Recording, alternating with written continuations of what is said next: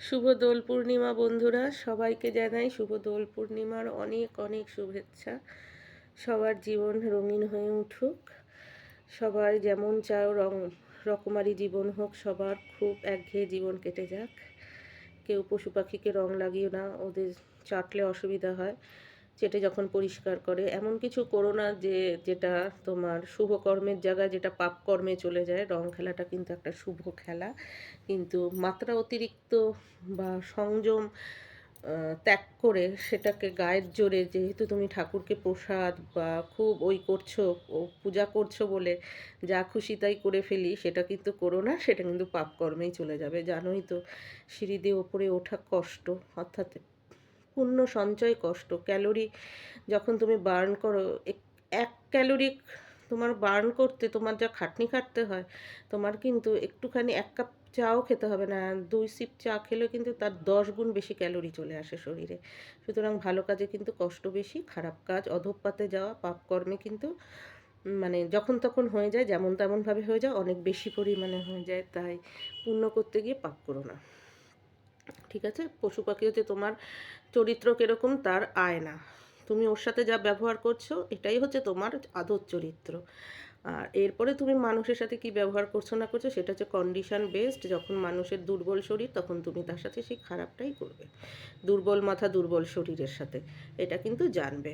তোমার আয়নায় তুমি কেমন মানুষ, কেমন মানুষ, তুমি পশু পাখির সাথে যেটা করো সেটাই হচ্ছে তুমি জানবে। তোমার নেচারটা কিন্তু সেটাই। আর বাকিটা মানুষের সাথে যেটা করছো সেটা হচ্ছে শক্তের ভক্ত তুমি, নরমের জম। হ্যাঁ, সেই মানুষটা যখনই দুর্বল হয়ে যাবে, তুমি তোমার স্বরূপ ধারণ করবে। তো আজকে দোল পূর্ণিমা। আমি এখন পুজো দিলাম, কারণ আমি দিতেই পারিনি পুজো, সকাল বাড়িতেই ছিলাম।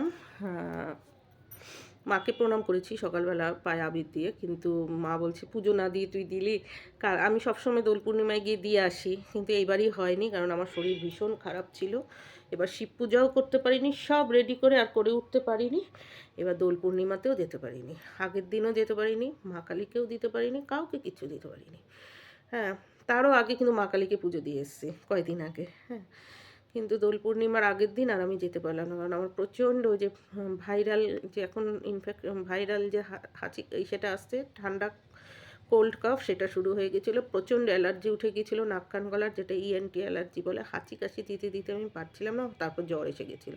মানে একটা ছ্যাঁকছ্যাঁকানি জ্বর আসে না, আমি পারছিলাম না, মানে মানে খুব কষ্ট হচ্ছিলো। তো এই অবস্থায় বেরোনো তো উচিত না, বেরিয়েও নি, কারণ ওটা তো ছড়িয়ে যায়। আর আমার সামনে কেউ হাঁচি দিলে আমার খুব ক্যাচ করে, তারপরে আবার আমারটার থেকেও ছড়াতে পারে। তো যাই হোক, আমি বেরোতেই পারিনি, যার জন্য দিতেও পারিনি কোনো মন্দিরে। নাহলে আমি প্রত্যেকবার সব কিছু দিয়ে রং দিয়ে মা কালী, শিব ঠাকুর আর রাধাকৃষ্ণ দিয়ে আসি। হ্যাঁ, আমার বেশ কয়েকটা মন্দির ধরা বাঁধা আছে, আমি ওখানে দিয়ে আসি। সে একই ঠাকুর, কিন্তু আমি মন্দিরে মন্দিরে দিয়ে আসি। মশা উঠছে।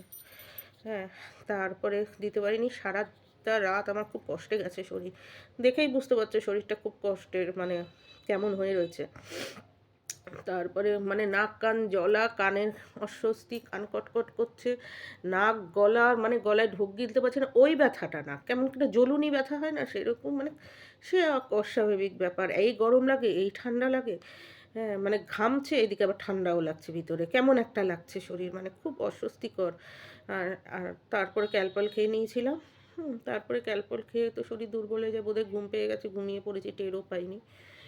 তারপরে সকালবেলা অনেকটা দেরি করে উঠেছি।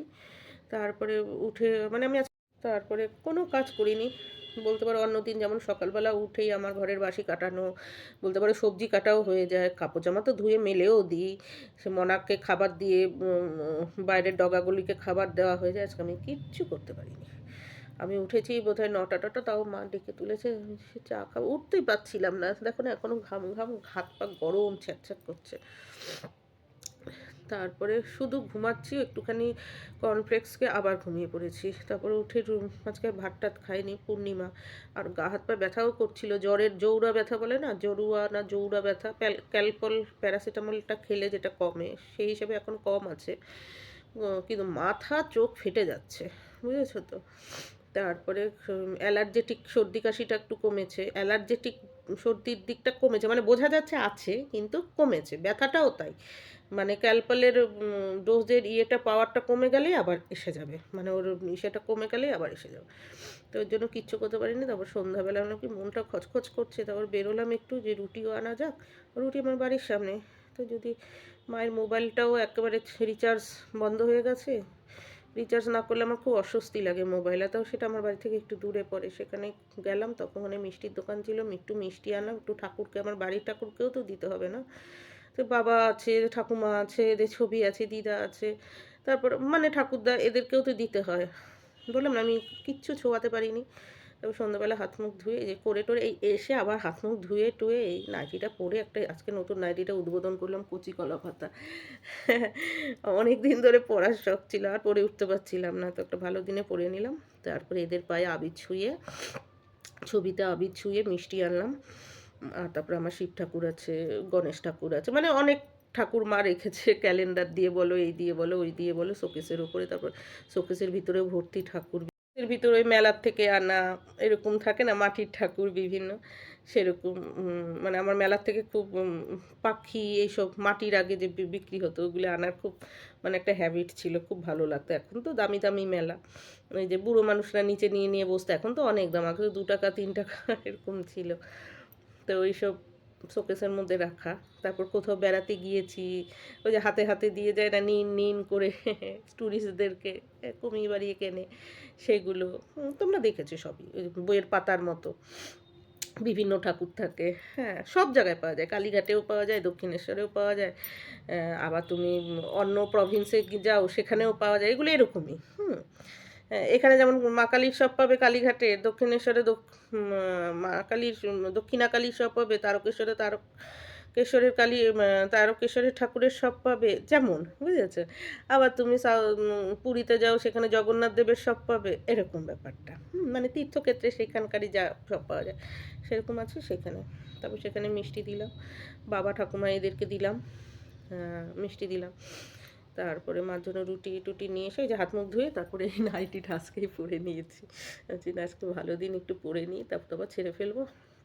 এখন ওই যে কথা বলছি না, বোঝাই যাচ্ছে যে কান গলা চুলকাচ্ছে, মানে আমি এখন যদি একটা নিম কাঠি ঢুকাই কানের মধ্যে, মানে আমি প্রচণ্ড মানে মানে হাত পা পাগলা পাগলা করে কান চুলকাবো, মানে এমন হয়ে রয়েছে, প্রচণ্ড শরীর খারাপ। মানে সবচেয়ে বড় কথা দুর্বল, আর তার চেয়ে বড় কথা মাথা চোখ আর থাকতে পারছে না, একবার গরম লাগে একবার ঠান্ডা লাগছে। মানে কেমন ওয়েদারে যে ভালো লাগবে আমি বলতে পারছি না। তার মধ্যে ফ্যান চালালে ফ্যানের যে শো শো আওয়াজ বা ফ্যানের যে আওয়াজটা, মানে হাওয়ার আওয়াজটা, সেটাও ভালো লাগছে না, বুঝতে পেরেছো তো। তারপরে যে ইয়ে দেখবো, ইউটিউব টিউটিউব দেখে যে একটু ভুলে থাকবো, কোনো মানে ইন্টারেস্টিংই কিছু পাচ্ছি না, তাও ভালো লাগছে না, চোখ বন্ধ করে রেডিওর মতো ছেড়ে রেখে